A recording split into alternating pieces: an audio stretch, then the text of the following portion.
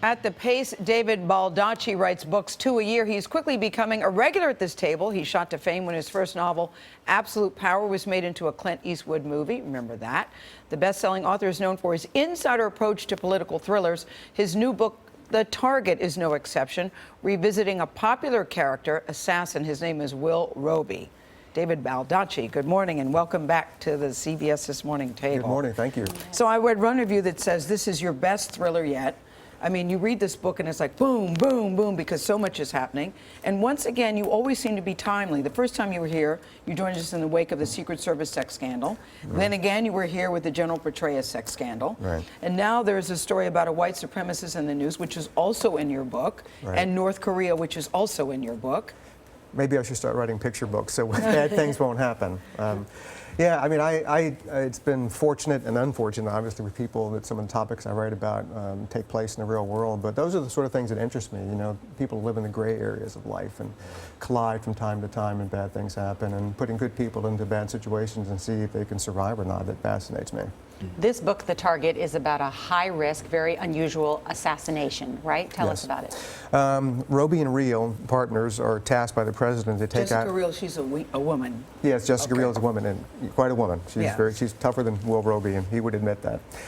To take out a head of state, the head of North Korea. And obviously that's illegal under American law. There have been like 3 presidential executive orders. And people used to ask me, we didn't really kill people. I said, well, by the fact that presidents had to issue executive orders saying you can no longer do that, then yeah, we probably did.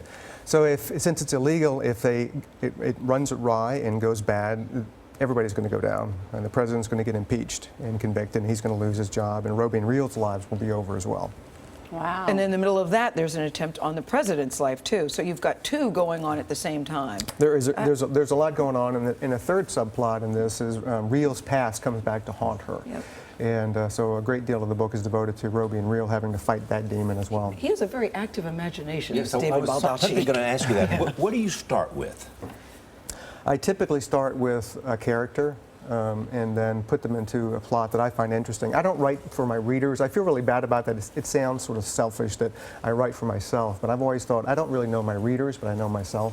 And if What I do write, you know about yourself? Well, I know what interests me. I know the flaws in life and how people struggle, fall down, and try to pick themselves back up. That's what interests me and fascinates me. And that hook, I think, is what people can relate to, because we've all failed in life. We have all had to pick ourselves back up, and we can connect with characters that do the same. So when have you failed?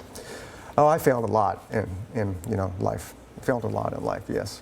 So, but I picked myself back up and have gone on, and I expect I will fail in the future. Everyone does. But it's your reaction to it. You mean career failure or personal failure?